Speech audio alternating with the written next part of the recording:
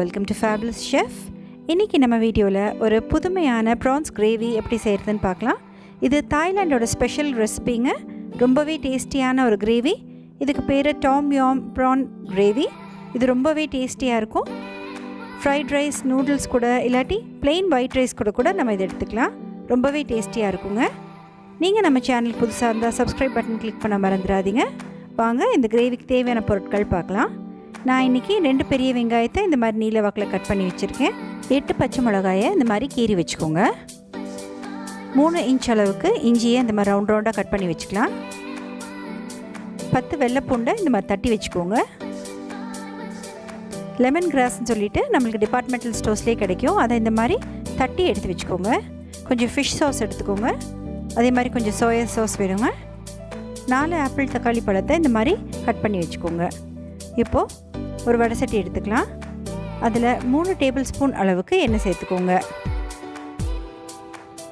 எண்ணெய் நல்லா சூடானதும் நம்ம கட் பண்ணி வச்சுருக்கிற அந்த இஞ்சியை சேர்த்துக்கலாம்.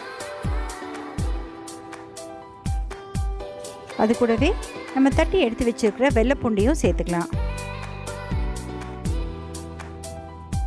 தாய்லாண்ட்லாம் பொதுவாக கலாங்கல்னு ஒரு ரூட் யூஸ் பண்ணுவாங்க. நம்மளுக்கு அது கிடைக்காதனால நம்ம இஞ்சி யூஸ் பண்ணுறோம். இப்போது நம்ம பெரிய வெங்காயத்தை சேர்த்துக்கலாம். அதையும் நம்ம நல்லா வணக்கிக்கலாங்க. நான் இன்றைக்கி 1/2 கிலோ அளவுக்கு ப்ரான்ஸ் எடுத்திருக்கேன். இப்போது நம்ம கட் பண்ணி வச்சுருக்கிற அந்த பச்சை மிளகாயும் சேர்த்துக்கலாம்.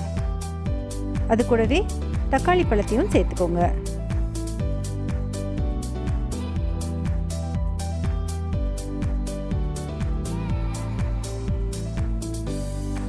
இப்போ இது எல்லாமே நல்லா வணக்கிக்கலாம்.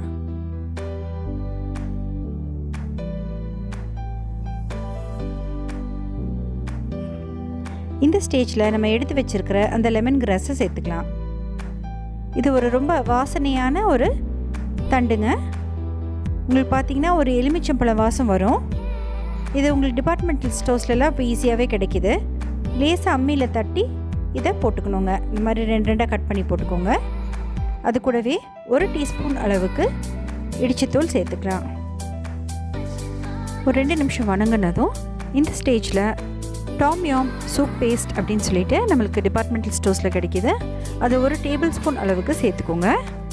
அது கூடவே 1 டீஸ்பூன் அளவுக்கு dark soya sauce, 2 tablespoon அளவுக்கு ஃபிஷ் சாஸ் சேர்த்துக்கலாங்க.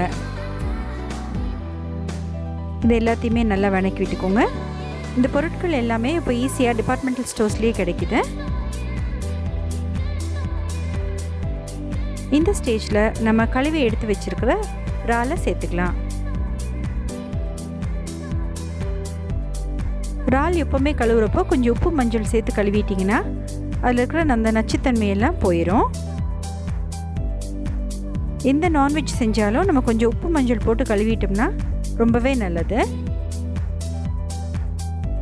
பாருங்கள், இறால் ரொம்ப நேரம் வணங்க தேவையில்லை. ஒரு 3லேருந்து 4 நிமிஷம் வணக்கினாலே போதும். இந்த ஸ்டேஜில் ஒரு எலுமிச்சம்பழத்தோட சாறையும் சேர்த்துக்கோங்க. அது கூடவே 1 டீஸ்பூன் அளவுக்கு சர்க்கரை சேர்த்துக்கலாம். இந்த ஸ்டேஜில் நம்ம கார்ன்ஃப்ளவர் ஸ்லரி சேர்த்துக்கலாங்க. அதாவது 1 டேபிள் ஸ்பூன் அளவுக்கு கார்ன்ஃப்ளவரை கொஞ்சம் தண்ணியில் கலந்து சேர்த்துக்கலாம். நம்ம கார்ன்ஃப்ளவர் ஸ்லரி சேர்த்ததுமே நம்ம கிரேவி நல்லா திக்காயிரும். நீங்கள் கார்ன்ஃப்ளவர் ஸ்லரிக்கு பதிலாக திக்கான தேங்காய் பால் கூட சேர்த்துக்கலாம். கடைசியாக கொஞ்சம் கொத்தமல்லி தழையை பொடியை நறுக்கி தூவி விட்டுக்கோங்க. அவ்வளோதான் ஃப்ரெண்ட்ஸ், நம்மளோட சூப்பரான டாம் யாம் prawn gravy Thailand style ready ஆயிடுச்சு. கண்டிப்பாக ட்ரை பண்ணி பாருங்கள். இது ரொம்பவே ஒரு சுவையான ஒரு ரெசிபி. இது ஃப்ரைட் ரைஸ் நூடுல்ஸ் இல்லாட்டி plain white rice கூட நீங்கள் சர்வ் பண்ணலாம். ரொம்பவே டேஸ்டியாக இருக்கும். உங்களுக்கு இந்த வீடியோ பிடிச்சிருந்தா லைக் பண்ணுங்கள், கமெண்ட் பண்ணுங்கள். ஃபேபுலஸ் ஷெஃப்க்கு கண்டிப்பாக சப்ஸ்கிரைப் பண்ணுங்கள். இன்னொரு இன்ட்ரெஸ்டிங்கான வீடியோவோட உங்களை சீக்கிரமாக சந்திக்கிறேன்.